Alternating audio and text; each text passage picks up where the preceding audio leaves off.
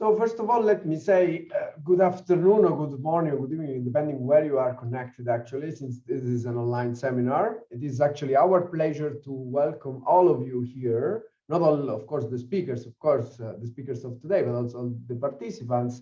And today, of course, welcome to this Oxford Media Law and Policy seminar. And today we will address the issue of I think that all of you know, since we are all together here, you know, the online disinformation and fact-checking, especially with a specific look at the African continent. And we have, of course, 4 great speakers that I will have time to introduce, you know, every time each speaker will take the floor.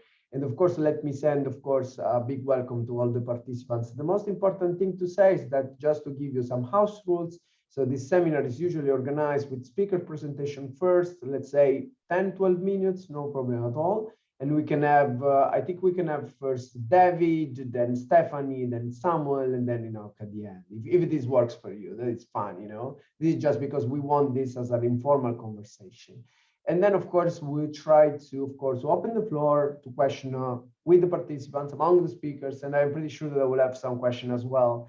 But since I really do not want to take time, because I will just act as a chair, I mean, the topic is quite complicated. There are a lot of things to unpack when we want to understand what actually is, you know, the environment, what actually are the challenges of fact-checking, disinformation. I will add online disinformation, especially in African countries. But I think that you will be able to provide so many different perspectives, not only from the academic level, but also from, I mean, the professional level, from the practical level, so the level, I would say the fact-checking in context, I would say.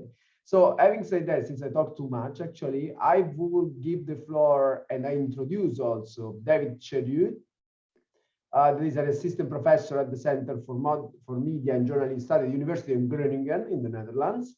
He's a media journalist scholar, of course, has focused on the transformation of professional journalism in today's digital society, and this is one of the huge, actually, challenges for digital journalism, actually.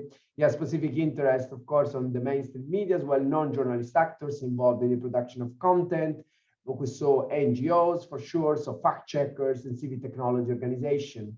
And especially just to mention a little bit of track, so David has a PhD in media communication studies and has been also for doctoral research in a project exactly concerning the changing landscape of global conflict news reporting. This, in a way, is very close to our conflict project here at the Center for Socio-Legal Studies. So, David, having said that, the floor is yours. Thank you so much. Thank you very much, Giovanni, first for the invitation and also for the very kind introduction. What I'll do straight away is to share my screen, if that's possible to do that. Yes, for sure. Try if that is possible. Now it should be possible. Try now. Okay, great. Perfect. Then, we can see your screen. Okay. Can you see like the PowerPoint? Yes. Yeah. It's full screen. That's exactly what I wanted to share. So what I want to do, and this is part of contributing to this discussion about the political economy of fact-checking, is to talk about the larger or the broader context of fact-checking and looking at the variety of actors. Also based on my research, I have been interested more in peripheral actors in journalism. And what I'm going to present is probably a set of actors that are involved in the African continent with fact-checking, other than the obvious ones that we always go to, the independent fact-checkers. And so what I've done with colleagues is to, first of all, try to understand civic technology organizations within the continent. And I'll give examples later. For those not familiar with civic tech organizations, they're basically organizations that are interested in developing tools that will enable citizens to participate in one way or another in, for example, you know, data collection or interpretation of data. And what we have done with colleagues is to try and look at civic tech organizations as actors that engage in journalism, but are outside the, the traditional understanding of journalism. And here, what I'm going to do is to try and point out some of the findings that would be interesting, not all of them, part of it. These are examples of civic tech organizations in different parts of the world. I'll focus, of course, on the African ones, but I could give the example of My Society. My Society is in the UK, for example, has been involved in developing a parliamentary monitoring website, which then enables citizens to get involved or participate in monitoring parliamentary debates in the UK. But the interesting examples in Africa, Code for Africa, FactChecking, which is the independent, the first independent fact-checking organization in Africa, which some of you may already be familiar with. And then there is Open Up, which was formerly Code for South Africa, but became independent and is now, called Open Up.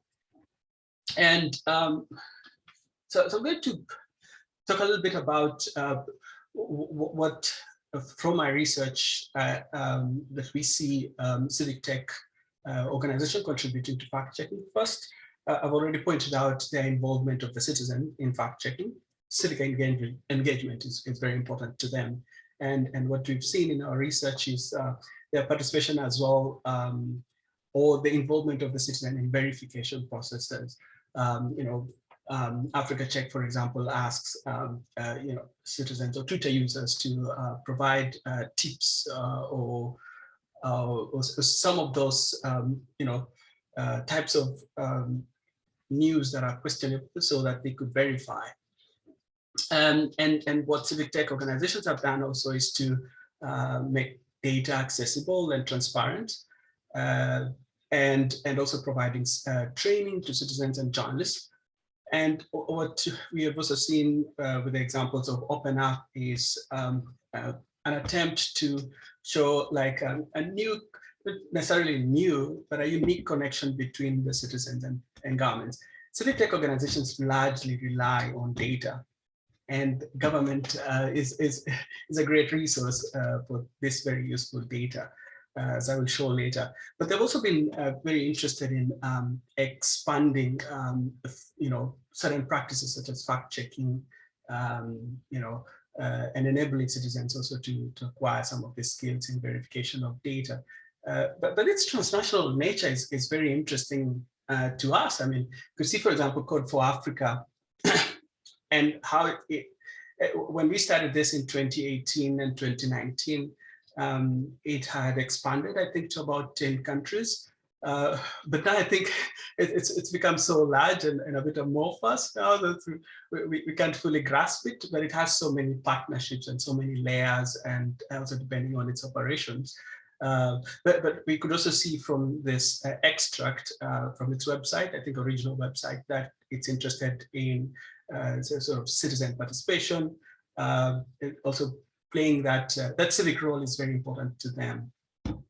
And on the side there, you could see that different logos of probably some foundations, non-profit foundations, non-profits and foundations that, and organizations, financial organizations, for example, that are more familiar to you, that fund some of the projects of Code for Africa in one way or another. And this is also interesting to this discussion about the political economy of fact-checking. I will not go deep into the theoretical focus of what we focused on in terms of journalistic theory, but just to also point to this, that it's interesting today within journalism studies to understand actors beyond traditional journalism and how they are sort of complementing the work of journalists, or how their practices sort of overlap with those of traditional journalists. And a lot has been written as well about non-profits and their interventions and journalistic work within the continent. For example, Kate Wright from the University of Edinburgh has done interesting work on non-profits within Africa. So empirical work, which I've talked about briefly already, What we did is to do qualitative interviews with practitioners of the civic tech organizations that run data and fact-checking projects within the continent. And like I said before, that the activities and the operations are so expansive, and now that that we think that they cover, Francophone, Anglophone, and Lusophone parts of Africa. But I highlighted roles there, which is interesting that you could see, especially for us journalism scholars, that that the people who are involved in the work of the civic tech organizations have different kinds of expertise. There were data scientists that we interviewed, journalists, traditional journalists, and some that have, of course, technical, different kinds of technical expertise, programming, and what have you. I'll talk briefly about these findings, and I hope I'm not doing badly with time. Two of them are important here in this discussion of today. First, the roles in which civic tech organizations have acquired in their activities, their data-driven activities. What we saw in our research is that they have become, facilitators of journalistic work. Verification originally is a journalistic practice. Fact-checking also happens within the newsrooms, but they have taken this outside, and we see, for example, FactChecking, for example, checking tweets and other actors coming in as well with a variety of tools.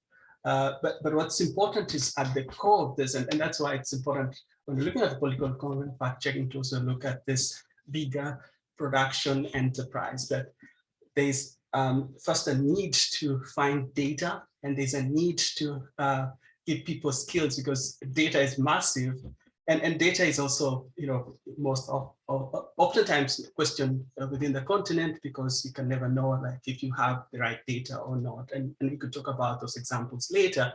But you see here the idea of skills, the idea of providing these tools that are necessary for fact-checking. FactChecking talks about its mission within journalism, using journalistic skills and evidence, for example, in verification processes. And also, the civic mission is very strong here. One journalist, one actually media practitioner that we interviewed at FactChecking told us about this conflicting roles that we see also becoming enhancing journalism, or the traditional journalism as we understand it, because of the watchdog role, for example, of journalism is key, and traditional role of journalists. But here they talk of themselves as being media development agency, that they're probably enhancing the way people engage with data, and also people engage with public accountability. And the other one which I feel is important also for our discussion today is to look at how they try to grapple between civic goals and journalistic goals. And this is a difficult balance for them. You see, for Open Up is very explicit on its website that we empower citizens to improve their lives and communities. But if you look at its activities, in seeking data, in working with, for example, municipalities in South Africa to collect data as much as possible, and use the citizens as well who have acquired skills in data interpretation, you see that there's a strong element of civic participation, or the involvement of citizens. So we also see this tension between advocacy, activism, and journalism goals. And this is one of the Code for Africa practitioners who spoke to us, and you could see when we asked, what do you think of your role? The practitioner was torn between whether they're really doing journalism through fact-checking or data-driven projects, or really doing advocacy or activism. And you could see that this person was trying to measure what they do. So as I conclude, and also we could talk about this again later, is that we see this, the this bigger enterprise of, of fact-checking, we cannot ignore civic technology organizations that are also very much part of the larger process of verification or fact-checking as we know it today, especially in the disinformation age.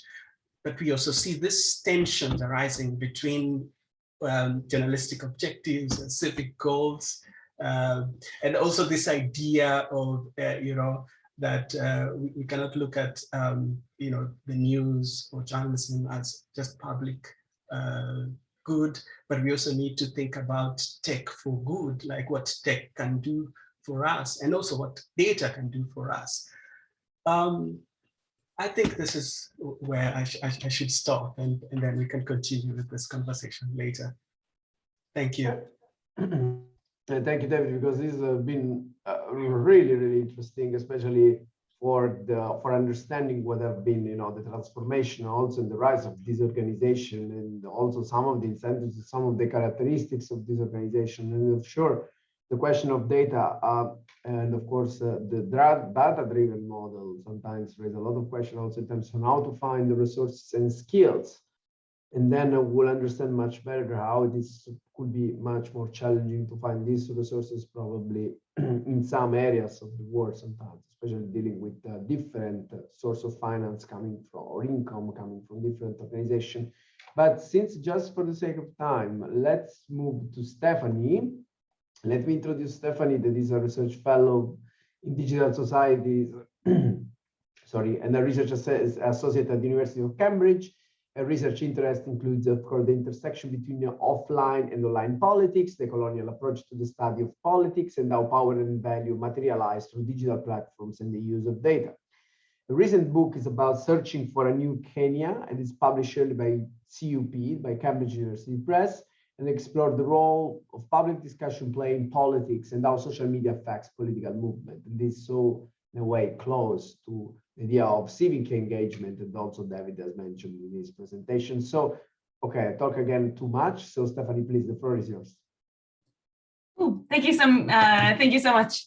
Actually, that was great, David, because I think what I'm going to do in this talk, and in combination, I think, with Samuel next, is another layer, I guess, to some of the challenges of fact checking by looking a bit more into the content itself and how we conceptualize the problem and how this sort of manifests on the continent in particular ways. So just as a quick intro, Samuel and I have been part of a team that's been looking at conspiracies, particularly around COVID-19 across different countries on the continent, using mixed methods approach. And so we're going to take a bit of a tag team approach in this presentation. I think whereas I'll set up the diagnosis and our interrogation of the particular challenges around how misinformation has been conceptualized and the problems this creates when we think about something like fact checking. And then Samuel is going to speak more about actually what we did and what we found in terms of what this means for reconceptualizing how we might approach thinking about misinformation on the continent. So the argument I want to set up here in the sort of next 10 minutes or less, hopefully, is that the challenge of fact-finding starts with challenges in defining the problem. And how this has been done, particularly around something like COVID, has had sort of a ripple effect that have constrained what's actually possible to achieve. So how we study the problem of disinformation has particular concerns when we look at what happens then with fact-checking, particularly from the global south and outside of Anglo-American worlds and identities. So the problem of misinformation with COVID-19. So I'm going to talk I know I'm throwing around terms going between misinformation and our work on conspiracies and disinformation, but I'll start to unpack that a bit more about why I'm going between these as I go on. So the problem we confronted here around misinformation with COVID-19, the problem starts with it being labeled as an infodemic by the World Health Organization. And this has really led to a lot of information. And so this speaks to there being a lot of information and competing information about the pandemic and about the response, which has been said to be contributing to, and seems to be in very real ways, contributing to vaccine hesitancy and mixed behaviors, which are challenging the efficacy of a public health response. And this has generated a real urgency around understanding what exactly is going on and how we deal with it. And so we've seen quite a few studies come out that have emerged to try to make sense of the spread of mis and disinformation around COVID-19.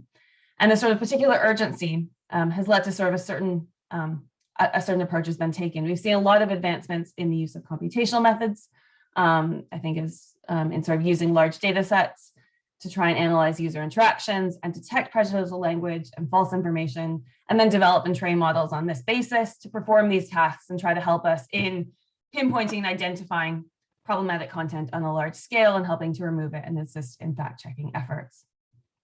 The real focus on mapping the spread and identifying the problem of misleading information.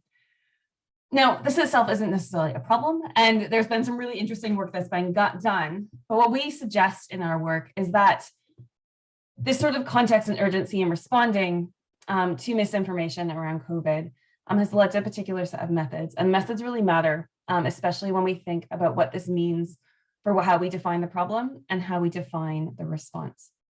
So we have identified 3 limitations that sort of underpin some of these common responses to studying mis and disinformation.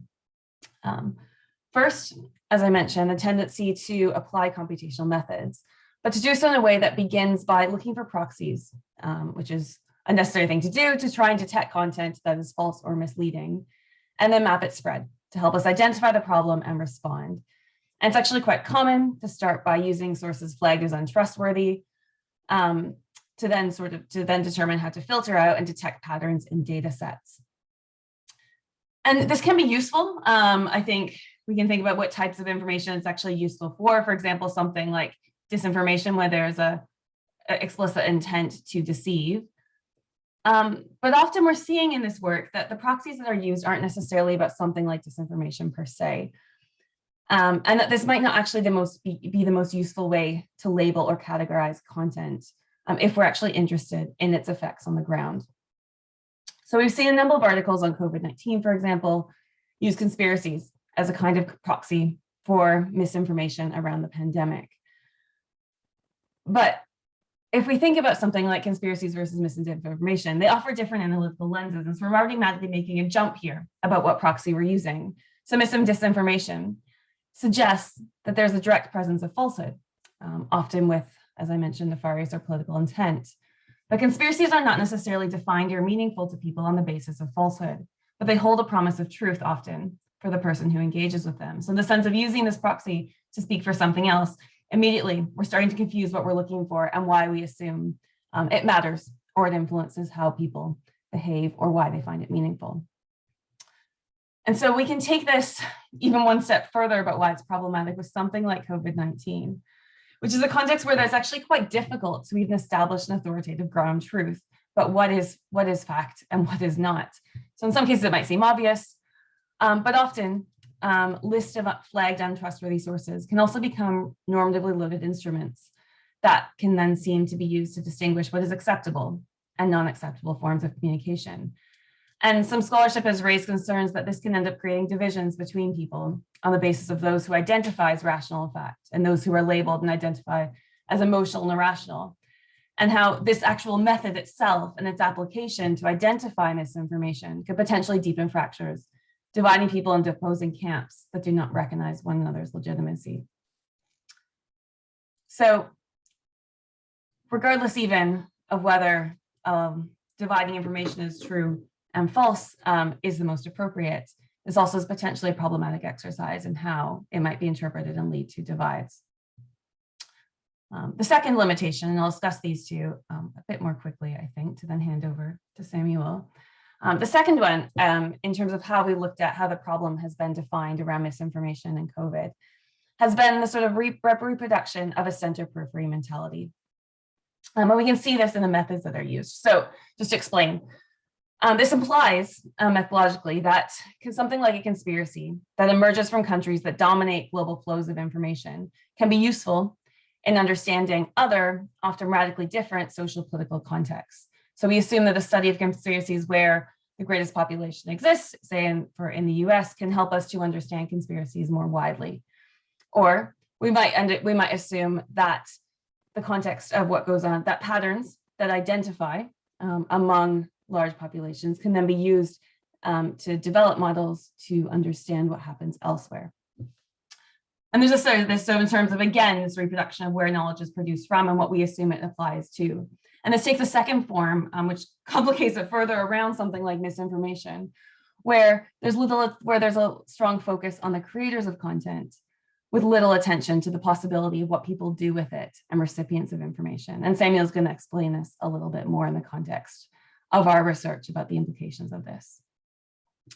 And finally, the third limitation that we identified in sort of the underpinning knowledge and the methods that we use to identify misinformation is a normative lens that's reinforced often through study design, where we tend to start by looking for the problem. So we refer to misinformation and around COVID as a peril, a plague, something that poses a huge, serious health risk. And so it's presented as a perversion of what the internet should be as a beacon of public political participation. And so studies start by looking for the problem, focusing on in particular, which is not necessarily to say it doesn't exist, but it also has the potential to amplify the problem and lose sight of the wider array of communications that are going on and how these different types of content might fit within the other information people are engaging with and trying to make sense of their surroundings. So just to summarize, I guess I don't want to get into what we do, I'll save that for Samuel, but I guess just to summarize that these are problems that we identify as sort of global scholarship on misinformation, but they pose particular problems when we think about the phenomenon in African contexts, particularly in the way in which it decontextualizes something like misinformation, focusing on the problem and looking for proxies, and the way it reproduces a form of knowledge production that's doubly silencing, reinforcing the universality of particular methods and populations' experiences within the Anglo-American world and the global North, and also silencing individuals as recipients of information. And so this is where Samuel's going to pick up in terms of how we tried to come up with and make different methodological decisions to try and think a bit differently about the nature of the problem.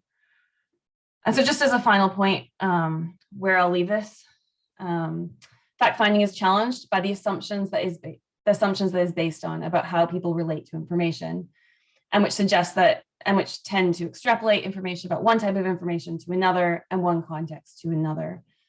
And this becomes increasingly problematic in the current context with something like COVID-19 or even political divides, where there's a lot of uncertainty and there's potentially a lot of mistrust of different authorities and a lot of information to deal with. And suggests, I guess, is what we'd like to explore, is that perhaps the space between truth and falsehood might be a lot fuzzier and difficult to identify in cases. For example, can criticisms of Western historical inferences in South African affairs or of corrupt government practices in Nigeria, as Samuel will speak to, on the surface might piggyback on conspiratorial narratives, but can they simply be dismissed as false? How do we decide what is sort of the line between the two? And so in the context of limited resources for addressing this and disinformation, what we ask is how can we better set ourselves up to respond to how and why conspiracies actually gain traction? And I'm going to stop there and hand it back to you, Giovanni. Yeah, so let me introduce immediately Samuel so we can continue. I do not want to interrupt you, absolutely. So really, let me just introduce Samuel Olaniran. There is a doctoral candidate in media studies at the University of the Witwatersrand. His research interests include digital and, of course, dis and misinformation, social media and politics, computational propaganda. Is very connected to the data-driven models, also factors. So the idea of data and how much data are relevant in the question about online disinformation. And of course, I would say that Samuel is also interested in digital culture. So Samuel, please, the floor is yours. Thank you, Giovanni, for the introduction. Thank you, Stephanie, for laying a good background for our research. And also thank you, David. There are various initiatives advocated by journalism from the frame of reference of digital communication, cyber media, and the challenges it faces. Among these challenges, one of the most important is to fight against misinformation and hoaxes and how they are spread through social networks. Now, to fact check online disinformation or misinformation, you need to identify the actors involved, understand how it is produced and how it spreads. Our study made some key propositions, and empirically, we proposed that big data is relevant to understanding disinformation, both conceptually and methodologically. Big data offers the opportunity to analyze over 6 million user interactions and detect actors who organically or through contrived means amplify conspiracies online. It helped us to focus on mapping the spread of false or misleading information online. But we looked at our data differently. We started specifically with conspiracies and then how they become meaningful rather than assuming people engage information based on trust of some versions of facts. Now, we looked at how they manifest within the wider area of content being shared. We identified community clusters, and then we were able to see how these clusters interacted with each other, what kind of information they were sharing, and how whether the information being shared was being coordinated or it was sort of a natural flow of information. And then we moved ahead to qualitatively engage with users' substantive issues around specific conspiracies. Now, we stressed the need to understand why different conspiracies gain appeal within and across national contexts, and also within the wider context of what is shared. And then we oriented our study outside of countries that dominate global information flows, like Stephanie already said, looking at the center, periphery relations. Now, we found a more opportunistic approach prevailed in Nigeria for both conspiracies, where political actors, especially those in the opposition, used global controversies as a tool to negatively portray the incumbent government as guilty of corruption and incompetence. Now, this differed from South Africa. Of course, we looked at two countries, Nigeria and South Africa, where the 5G conspiracy minimally intersected with debates on the causes and consequences of the virus and did not lead to specific criticism targeting the government and its response. In the case of the Gates conspiracy, it triggered a more existential response that pitched the West and corporate interests against aspirations of African population to rely on local knowledge and resources without external agents dictating a course of action. Now, in line with fact-checking online disinformation, would say that fact-checking is not just a business of fact-checking organizations. The architecture of social media reduces dependency on either media organizations or tech companies. This change leaves the media vulnerable and also takes resources away from entities that could have done better fact-checking. Fact-checking by its structure is not insulated from the problems faced by the mainstream media. And by that, I mean government policies, economic factors, funding model, and the rest of them. Many countries do not have free and independent media, and as such, their stories are often biased. This also reflects on the operational efficiency of fact-checking in the African region. I would say that the business model of several media organizations in Africa enables the propagation of misinformation and disinformation, as some mainstream media are also doing the opposite of what is expected. Government spokespersons, for instance, and also aides on social media or new media aides are mostly plucked from the media industry. And then in the end, they become key actors in calling the shots on how fact-checking is done, either by the media outlets or fact-checking organizations. There are also few actors conducting fact-checking and contributing to fighting disinformation in Africa, partly due to the shortage of expertise. And by this, I mean shortage of data journalists, people who are capable of exploring and extracting useful information from the huge amount of data present on the internet. This expertise also talks about the ability to generate evidence of the form and prevalence of disinformation and how it originates and spreads between mediums and also communities. We as probably later would see how there are different layers to the problems that bedevil fact-checking in Africa, and then we would also want to look at some of the actors that enable the spread of online disinformation. So our study basically tried to explore big data and then to see how it can help you to identify actors, see the layers of information that are being shared, and then to look at how clusters of communities are able to marshal information in a way that fits into a vacuum, the vacuum of mistrust that is existing in a place like Nigeria, where there is a historical level of mistrust between the government and the people. What we saw in our research was a case where the people were looking for alternative sources of trust. And these online communities did not just emerge because of the pandemic. There were communities that pre-existed COVID, and for actors who had built a reputation of some level of trust for themselves before the pandemic, they were able to get confidence from people, and they ended up being those who people looked up to for information rather than believe in the government. So fact checking is a big problem in Africa, and I'm sure as we discuss further, we would look at some of the challenges and actors that enable that. Thank you. Thanks, Samuel, because these are the other pieces of the puzzle. It's particularly interesting what you stress about.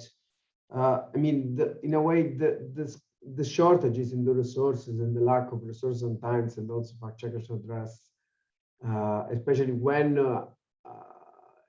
there is also the need also to address all the amount of information flowing online, and also this requires new techniques at the same time, also new skills, but at the same time raise points on where and how find these human resources and even financial resources. Sometimes it's not quite easy, especially to address a phenomenon, of course, that has different layers of complexity, especially in different areas for many reasons, because we are not just talking about disinformation, because we know that the problem is not just about disinformation, it's much more broader. It's not just about the spread of false news.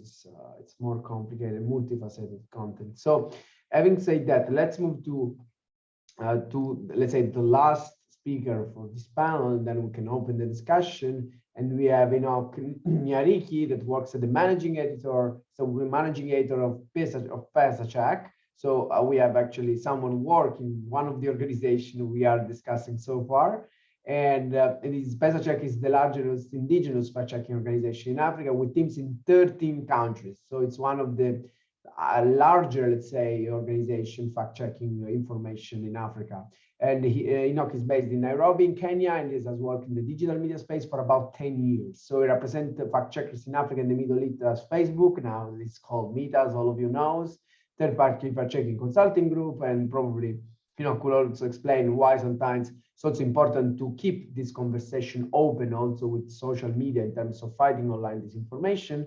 And he's also is a working committee member of the IFCN, that are the International Fact-Checking Network global team looking to address harassment of fact-checkers. This is another big problem if you not want to address even shortly this problem, because it's really important also to understand how the problem of online disinformation also produces offline harm.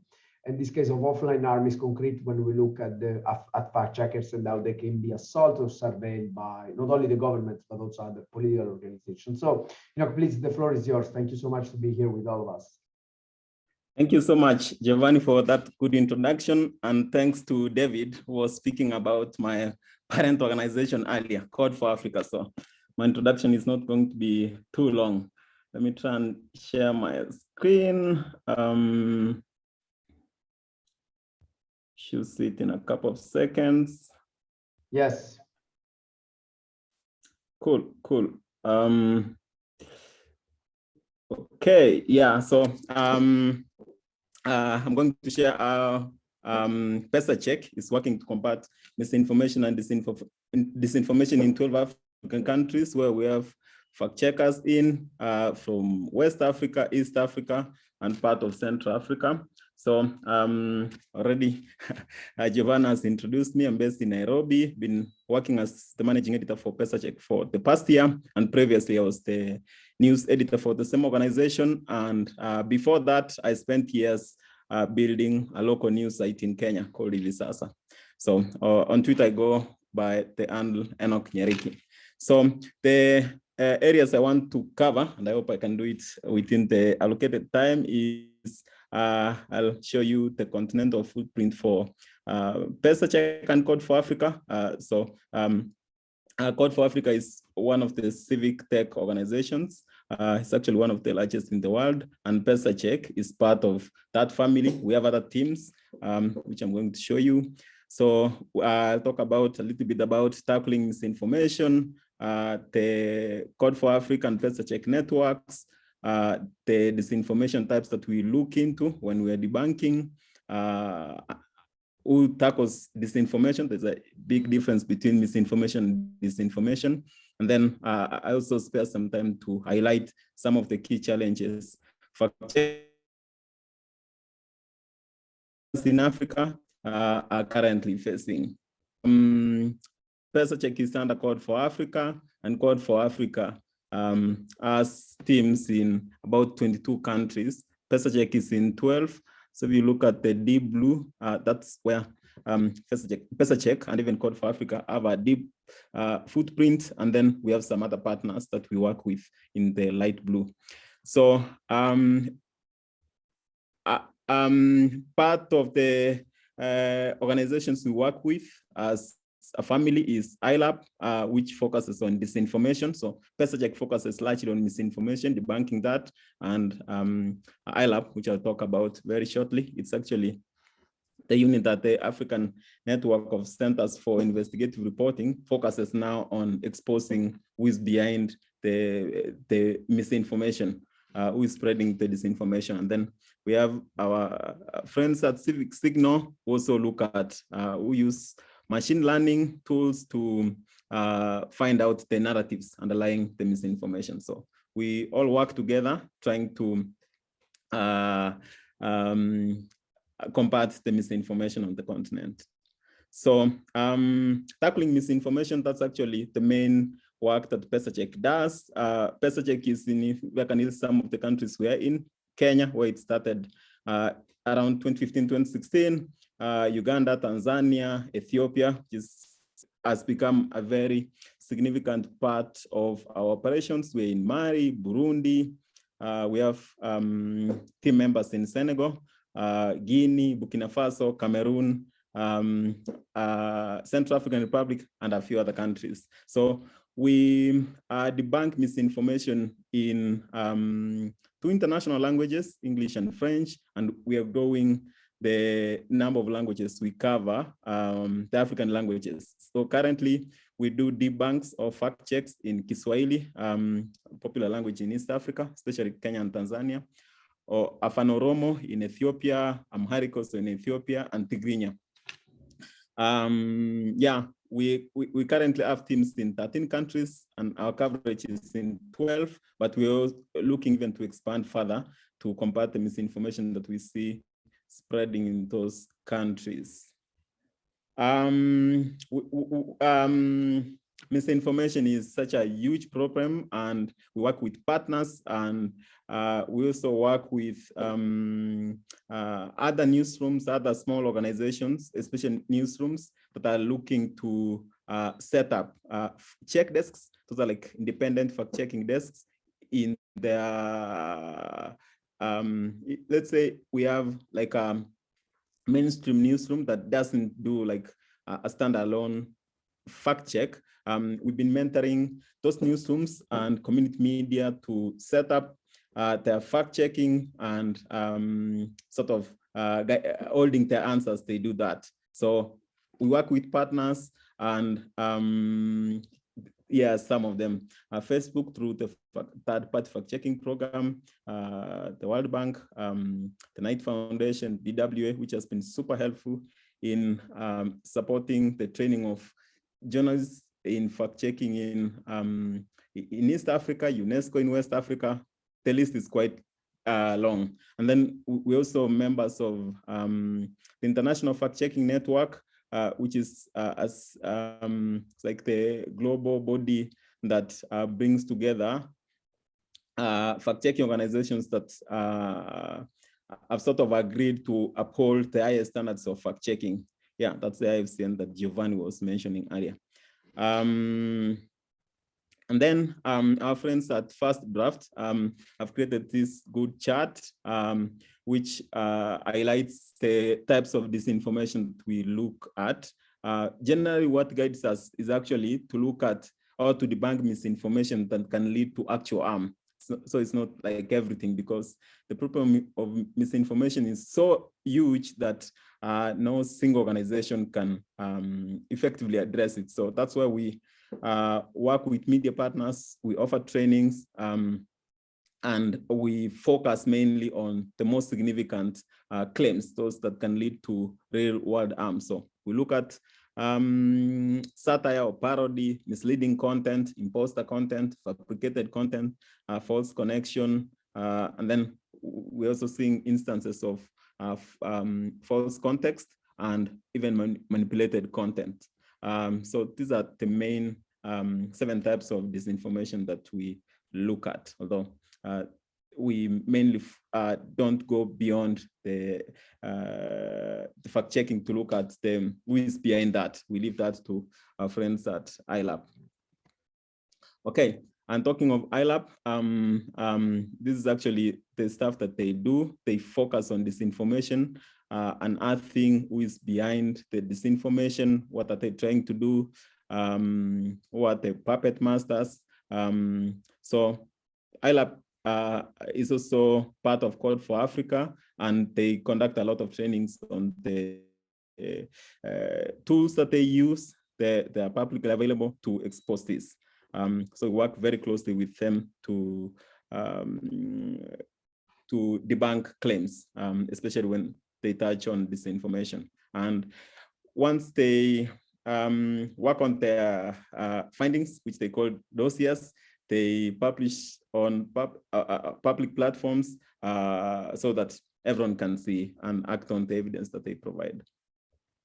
So if I can briefly talk about some of the challenges we are currently facing, there are actually quite many, but I've listed a few. The first one is shutting down of internet, especially during key events. Like Uganda had the general election early this year in January, and around that period, I think for about 100 hours, the internet was completely shut down, and we had to figure out ways to go around that to fact check the misinformation that was coming in, because when people don't have access to reliable sources of information, let's say Ugandans living in the diaspora begin to spread misinformation, because not only Ugandans living in the diaspora, like all those people who don't have access to reliable information now begin to speculate. So we managed to fact check the Ugandan election through difficulties, but Uganda is not like a special case. Let me give you at least 2 other cases.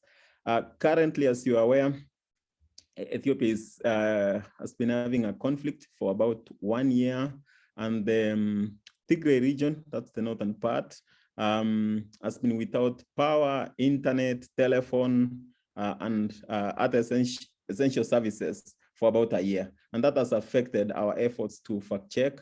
I remember mentioned earlier that we also look into debunking claims made in Tigrinya. It's one of the languages. It's actually the main language spoken in the northern region. So it has presented us with really tough challenges for our team members there.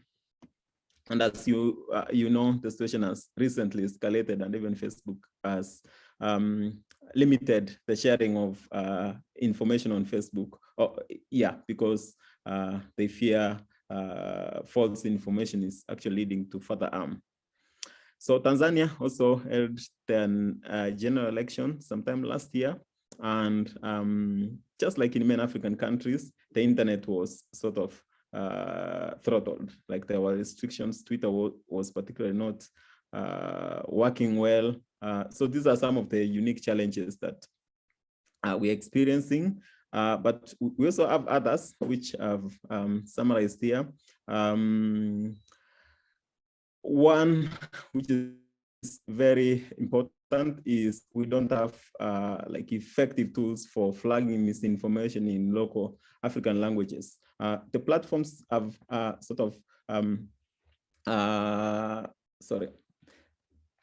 they have developed some tools that have been helpful in flagging potentially misleading claims in major languages: English, French, Kiswahili, Amharic, even Oromo, and a few others, at least in the countries we cover. But when it comes to the other smaller languages, we still have that challenge. And if our fact checkers miss out on that, then it becomes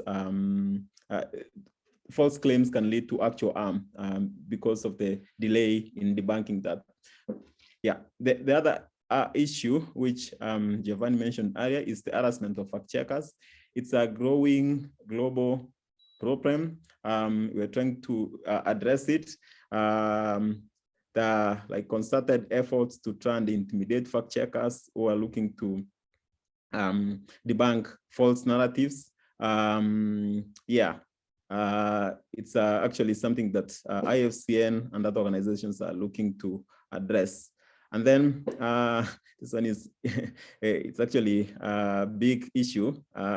We've seen it in many places. Authoritative sources sometimes can spread misinformation. Like when you rely on them to give you accurate information, they can mislead you. And if you are doing fact checking, then that's a big problem, because the information you are supposed to provide is supposed to be reliable. Or sometimes they take too long to respond, mainly because of, it depends with the context in different countries. Sometimes some take long to respond on certain channels, others are busy fighting a war. So the delay to respond to the claims or questions from fact checkers can actually lead to more harm, because fact checkers want to debunk a false claim as soon as it's made. So the delay can actually cause more harm. And fact checking has largely been reactive, which is why CZECH and other organizations have been doing media literacy campaigns, trying to educate members of the public about the tricks that those who spread disinformation use, debunking efforts, trying to publish information about what we know so far. For example, about COVID, what is it that we know for sure, and what is it that we are not so sure at the moment? Just to educate members of the public to anticipate if they see false claims, they are likely to flag that and not be in a hurry to share. So there are efforts looking to address this. And then not all platforms are doing their absolute best to combat misinformation on their platforms. Fact-checking I think has gained prominence in the past few years. So some platforms are catching up, but we are not at a place where we can say everyone has done their absolute best to contain misinformation. So we have those conversations going on elsewhere. So I guess I'll leave room for questions towards the end. Thank you. Great. So thank you so much. I think we are perfectly on time, I would say, to open the discussion. I mean, we do not need to finish at 4:30, in any case, you can even finish later. If you want to stay more, we can stay more. So no problem at all, actually. I think that we raised a lot of points, and I would like to see, first of all, since we are opening the discussion, whether there is anyone that wants to raise a question. I've seen there are questions in the Q&A, and I will go with that if there is no other question, particularly from for example, even, of course, from the attendees. that if they even want to, want to step in, they can be allowed, this just raise the hand, and you can even be allowed to raise the question, this the idea to have this conversation. Usually the webinar format is just more common, for organizing better the debate. But just to say, since we have 2 questions, let me read one. This is for all the speakers. So I would say, I will read first of all this question. So it's for all of you, so feel free to engage how you think is appropriate. So the question is the impact of misinformation or disinformation bigger than other technological misuses such as cyberbullying or cons or misrepresentation? So when you look, for example, at the challenges, I would say, of online speech, in the digital environment, that is not just about disinformation. Think about even hate speech. Of course, even here we are talking about fact-checking for sure. So what do you think are the challenges? Do you think that disinformation produce more offline harm than other challenges, and why, or maybe less? So the question is for all of you, what do you think are the challenges produced by online disinformation, especially in the, for example, we mentioned one of the fact-checking online, for example, the fact-checking harassment, but if you have any idea to share about the impact of disinformation, especially outside, let's say, the digital environment, that would be interesting to answer this question. I don't know, randomly, who wants to start?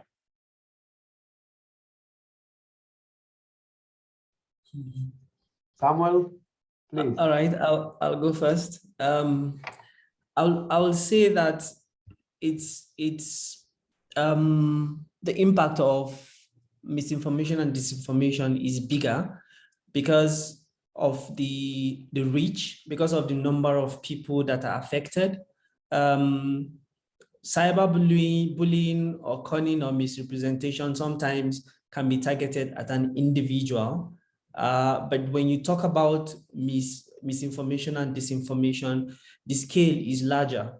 The kind of issues that it engages are often bigger and broader. It doesn't just, it's not just directed at an individual. For instance, if you look at how misinformation or disinformation is spread during elections, the impact of a single disinformation campaign can turn a country on its head. We've seen how, for instance, if we want to look at the Capitol protests, we've seen how a single disinformation campaign can result into a large-scale crisis or conflict in a particular country. And then the way disinformation is generated is not always something that comes from the top.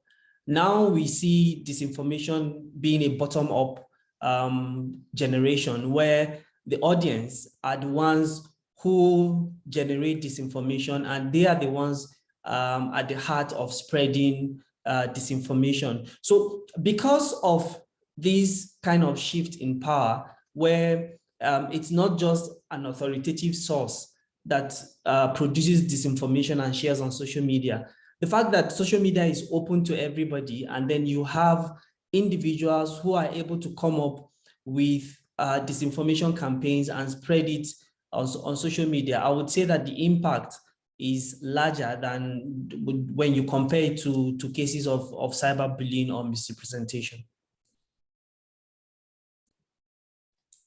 Yeah, this is an interesting perspective. Anyone else want to add something? Any even experience that you heard about the issues of disinformation and online disinformation? Any story to share? Because there are some stories around actually about the impact of disinformation outside the online environment. And I mean, this is a very interesting question, whether, because sometimes we talk about online disinformation and the issues of online disinformation, but there are also other contents that sometimes are even connected with disinformation. It's not by chance that sometimes the spread of hate speech is so much connected to online disinformation. So this means actually that we should even not just to think what are, what are the remedies to tackle disinformation, especially when it's connected to other harmful content. I don't know if David want to add something on that. Yeah, maybe a quick one. Also to agree with Samuel, that the reason why there is a lot of concern in society at large, in academia, is because of the potential impact in terms of the pollution of social and political discourse. And I think we've seen many examples in various parts of the world. In the US, that's part of the discourse. Political polarization, for example, we are, I think, very familiar with the debates in the US from the 2016 elections, Brexit. So I mean, this potential to influence political discourse in a particular direction, I think is one of the reasons why we are all concerned about misinformation and disinformation. But I think, and thank you, Alan, for this question. It really depends with which perspective you take. For journalism practitioners, and I guess for journalism scholars, I think misinformation and disinformation are just part of the broader risks to journalism today. For example, we're concerned with the, with other risks such as the economic crisis and the waning of trust for the news, which is also related to misinformation and disinformation. There are other concerns such, and this has been talked about already, that have to do with press freedom, the threats to journalistic safety. And there's so many examples that, we could talk about. Yeah, I guess I should stop here so someone else can add into this. Okay, no, but this is an open question. Again, this is a conversation. I see that there is even an attendee that has raised his hand. Let's see who it is. Alefom. Okay, let's give the floor to Alefom, and then we'll continue with the questions that we have in the Q&A. Okay, probably now Alefom can directly, of course, raise his question. Hello. Okay, we can hear you. Hi. Hi, Giovanni. How are you? Thank you very much. That's a very interesting topic, and thank you for all the panelists. I have a question for Enoch. He was talking, first of all, thank you for your work, what you're doing. I am from Ethiopia, so I didn't know that you're working in the Ethiopian language as well. And thank you for highlighting the situation in Tigray as well. So when you were discussing the challenge, what comes to my mind was that during the first weeks of the conflict you have mentioned, the Ethiopian government come out with a fact-checking system. So what they do is they hijacked the idea, the business of fact-checking from which is supposed to be done by independent organizations like yourself or the media, and they act as independent. They are supposed to be fact-checked, but the government is now as a fact-checker. So what they do is they repurpose the fact-checking idea into a propaganda machine, and then they challenge the fact-checkers themselves. If you debunk a government narrative and they come out against that narrative again, then people accept it because the government said. So they didn't do any investigation, they just declare this is false. So my question is, how does this affect your work? Or is it an Ethiopian thing, or have you observed similar development in other countries as well? Thank you very much. Thanks, Alefom. Thank you so much. Please, Enoch. Okay, yeah, thank you so much, Alefom, for that excellent question. Yeah, the situation in Ethiopia has really escalated. We actually first launched in Ethiopia early last year when the conflict started. We increased our team and in trying to contain the misinformation. And we, just to give you some background, we've worked with tens of journalists And I think about 20 or so newsrooms, both established and upcoming, in trying to train them on fact-checking, how to set up a fact-checking desk, how to be like a credible fact-checking organization. It takes time for someone to get to the level of an IFCN signatory, where you have to meet all the requirements, which are called signing up to the code of principles. And one of them is actually transparency, and you have to be independent. Yeah, so the way fact-checking works, even us at CZECH, Africa Check, Ghana Fact, the way like a proper fact check is supposed to be is we don't say, trust us, this is false. No, we tell you this is false. This is the evidence. These are the sources. We give you all the methodology that you can follow. And if you do that, you will arrive at the same conclusion. So if you look at any of our fact checks that we've done, that's actually what we try and do. And by the time we publish like a finding, there are claims that can't obviously be looked into because either there is no evidence, the data that was being talked about earlier. Yeah, so by the time we publish something, like we are like 99.999% sure that's how it, it's the conclusion is the way we've arrived at. So I haven't seen cases where government institutions are launching like fact-checking organizations or at least departments.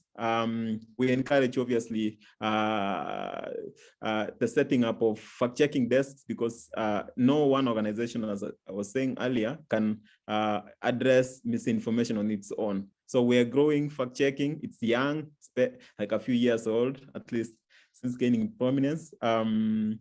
Yeah, so we have those challenges, but I think a reader can clearly see when a fact check doesn't add up. I don't know if I've answered your question. Sure, thank you. I don't know if any one of you want to add something. Stephanie, please. Yeah, can I just add on that too? Because I think your question sort of points to something that I've been thinking about. I think it's, because you were saying as well. In some ways, there's only so much that like we can put on a fact-checking organization to also solve the bigger problems that exist. And I think there's a tension here between what do we do around misinformation in a context where there is a lot of mistrust and reason to mistrust different authorities, right? Because I think there's an assumption that if we put true information out there, people are going to trust it and it'll be fine. But I think you can put true information out there, you can try, but when there's high mistrust, there's bigger issues to deal with in order to address actually how people engage with the information and for people to sort of trust the information that's out there, I guess. So, I mean, I said like I'm going in circles, but I do feel like there's this tension between putting truthful information out and building trust in society in truthful information and for people to know that. And I think what's interesting with an organization and Enoch's efforts is that there's an effort to try to give people reason to trust information that's sort of through transparency. And I think it's operating in a wider context of mistrust and a wider context of a sort of a history of perhaps not trusting authorities around information. But I think that's a bigger issue that can't necessarily be addressed through fact-checking. But fact-checking can try to address it through a particular way of trying to provide information to enable people to trust the information that it's giving, if that makes sense. But I think that sort of tension about what we expect in this sort of, how do we make sense of of a high society with high mistrust, what is trustworthy, and how that relates to these processes of establishing fact, I think is a much deeper issue here. Yeah. Thanks, Stephanie. Since we have other questions, I will move on. Thanks, Alifam, also for these questions. And let's go to, there is a question from Aisha. Let's say, of course, one of the big risks is the delay responding to this information. Indeed, one of the problems, even in the EU, is about should the strategy be reactive or proactive, as usual, to this information. And so the question is how fact checkers can make their answers more, I would say, not just efficient, but also can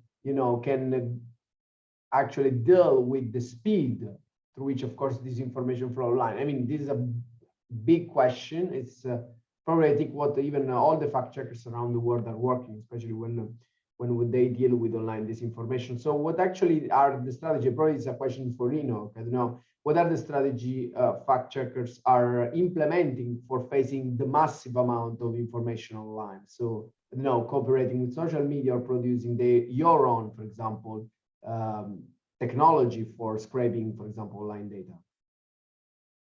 Yeah, thank you. That's an excellent question. Thank you, Ayesha. It's something that we have struggled with in some countries where, for example, if you send an email to a government agency or spokesperson or some government body, it takes like days or several hours to get a response that then you'll use to debunk the claim you're handling. So what we've tried to do, and so far it's working well, to reduce the time it takes to work, to research, find the findings, and then use that to write a fact check, is to use other sources of other channels of communication. For example, if we suspect for institutions that tend to be slow to respond through digital platforms, we try to make phone calls. So if you look at a number of our fact checks, you'll see we got a response via phone call. Sometimes we even use WhatsApp. We use even Facebook Messenger. We try to reach them through all means. Our target is actually to publish a fact check within a few hours if we have all the available information. So we try to exploit all these channels to try and reduce the time it takes for us to produce a fact check, which is then used by even the tech platforms to flag the misinformation and warn people from further interacting with the post. So far, it's been working well. Of course, we continue to get new challenges because our coverage is also so wide. If you go to deep in Central Africa, for example, we face new challenges. Sometimes there are areas where even getting a response from the police is very hard. Sometimes you can't even talk to certain sources. There are sources that, for example, the government has labeled as terrorists. So if you talk to them, then there's a warning that you are siding with them, and then you can be punished. So it's very complicated, but so far we've tried to find other sources. We tend to rely on more than one independent source to debunk a claim, just in case one is inaccurate or is unreliable. So when we feel like we've exploited all the other sources or the other channels, we can go ahead with a fact check, even if one source takes too long to respond to us. Great, thank you so much. Thank you so much, and I think this is very connected for also the next question from Brian. That how much of the amount of disinformation comes from government sources, and whether you see any different type or sophistication of disinformation tied to more established sources. I think this is very much connected to what even with Nicole we have observed, for example, in Ethiopia, where there is even an increasing trend towards government fact-checking. So there is especially some accounts that actually do fact-check and are backed by the government. So the question is, what about the strategy from the government, and how much of this amount of disinformation come from governmental sources? You know, in your experience, or even your research about COVID, for example, you know, Stefan and Samuel, or even David, when you talk with fact-checkers. So how much of this problem of disinformation come actually from the government, from the traditional way of political speech, actually? You want to go? Who wants to go first? Samuel, please. Okay. I just want to say that there is what I call weaponization of trust, which I think is what government sources have tried to do. They use influencer aside official sources. I have seen instances where governments employ influencers on social media influencers who have gained trust from their followers, and then try to use them to manipulate narratives online.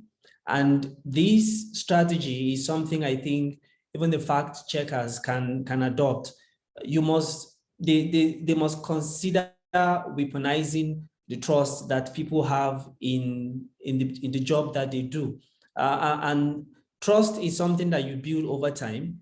And if government tries to counter an information that you have, a false information that you have fact-checked, you also have the responsibility to issue a counter information to again debunk what they have said. And interestingly, Enoch did mention in his presentation that they do pre-bunking, which means you are able to sniff around and see what information is likely to come as false information and what channel it might come from. And you know, the fact checkers over time, if people have believed a lot of what you have done and they see credibility in it, if as much as the government tries to weaponize the trust that it's trying to use through such influencer accounts, I think the fact-checking organizations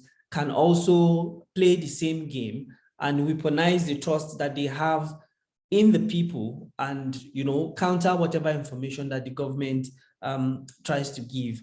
And another approach could be that the employment of machine learning tools. If one of the things that our study helped us to understand is identification of sources of information. It doesn't just boil down to having to call people. The algorithms can provide you with the opportunity of identifying where an information is coming from, where the information is going, what layers what layers the information is passing through, and how fast the information is moving. So machine learning tools are also available, and I'm happy Enoch says they use iLab to do that part. That's something they can also employ when it comes to such tactics from the government. Anyone else? Thanks, Samuel, for sure. Okay, because I'm pretty sure that Enoch, we want to add something on that, because I've seen that you have unmuted yourself. Please. Yeah. Just a second. I wanted to refer you to one of our other sister organizations at Code for Africa. It's called the Digital Forensic Research Lab. They actually do exactly what Brent is asking. Sort of like when we have special events like elections, they look at misinformation, the networks. For example, in Uganda, they found they published a finding which took several months of research, which showed that some networks or some individuals from government, from a government ministry, were spreading disinformation. And as a result of that, Facebook took action and took down those pages, and also even Twitter took action. They have done the same in I think Ethiopia, Sudan. So they do that kind of work of looking who is behind, especially from governments and identities that are behind disinformation. Yeah. Thanks. No, this is an important addition. David, please. Yeah, just to add on what Enoch and Samuel have said, I just wanted to say that I think this is very much contextual. It's important also to look at I wanted to say journalistic culture, but every country is unique in its own way. While government here is looked at, as a monolithless machinery, I think in government also there are political actors that can act independently, depending on the politics of a particular country. I'm starting to think of South Africa, for example, as is unique here. There are some cases where local governments or public servants, civil servants engage in some form of misinformation, not just in South Africa, but other countries as well. the manipulations of census reports. But then I think what comes out a lot, especially from the research that I've done with my colleagues, is the political actors themselves that are part of government or might be outside the government administration that play a role in the spread of misinformation and disinformation. So I think the point generally is here is that this is contextual as well. Thanks, David. So there is a question from Nicole to Stephanie and Samuel in this case. This case is specific. So the question is, can your research be applied to other contexts? Could be replicated. What about the categorization you propose between opportunistic and existential use of conspiracy? So what are the fields where you think your research can be extended? It's a very straight question, I would say. I can start with that if you want. So, I mean, I guess what Nicole is referring to is sort of at the end of our paper, as Samuel explained, we talk about sort of the different possibilities for engagement that emerge around conspiracies. So being shaped by, in Nigeria, so the opportunistic use by politicians as part of these sort of opposition politics, in contrast with more existential narratives about sort of mistrust, with sort of very strong historical roots, and present roots against sort of Western interests in Africa, and how that sort of shapes why and how people engage with conspiracies. That's not really about whether something is explicitly factual in its narrow sense. So I think what we went back and forth, this is definitely not intended to be some sort of typology that can be applied to other countries, but I think what we were hoping from this research, and I think where we see the possibility, would be that these patterns and ways of engaging with content are things that we might see in other contexts that would not be confined to African contexts or not, but we might see it, that it would be equally applied to be explored in, say, Germany or Austria as much as sort of Botswana or South Africa. And so I guess what we would think with that too is that this process of how we study conspiracies in the context of how they are used, how people engage with them, by whom, might lead to similar patterns and possibly other ones. This was sort of just a first attempt. And so I think that method and even these sorts of ways of engaging with content would be applicable elsewhere, but they're not representative, if that makes sense. And they wouldn't, and we don't really see them as sort of, we haven't done enough to explore other possibilities of engagement in different contexts because it was very much from the ground up. No, thanks. Before also Samuel, I think also Samuel want to add something. I would say that probably Enoch will also probably have to leave, and probably would just like to thank him, of course, for his contribution. I don't know if there is any other question for him. Otherwise, it would be great. But we'll continue this last 3 minutes, because Enoch have just run, So we'll continue these 3 minutes without all the other speakers. So thank you so much. I really much appreciate your, of course, contribution. And let's continue, of course, if there are no other questions with Samuel. Probably, I don't know if you want to add something to the question by Nicole. Thanks, See you soon, of course. Yes. What we try to do with our study is that we try to establish that individuals far removed from global debates where messages originate do not simply succumb to these messages. And that explains that our research can be replicated in very many countries in the global south and even in the global north, because users are not just passive nodes for repetition and amplification. We see that when a disinformation is being spread, people do specific things with such information, and they are also plugged into local debates. When you look at the opportunistic approach that or typology that we tried to establish in our paper, one other incident which the group is also working on is the NSAS protest. A similar thing is happening there, where people try to build from a bigger problem, but then they appropriate that conversation into a more specific interest to achieve their goals. And we're trying to say that different users or communities relate to information in different ways. And then they also connect those claims and characterize them in a way that explains existing local debates, as well as feed them into a global conversation. So the data sets are available to every country, but when you look at the kind of typology we have tried to establish in our paper, the opportunistic or existential approach is something that can be replicated in other contexts, because users generally have proven not to be passive nodes for just amplifying messages, but people do specific things with information that comes even at the global level.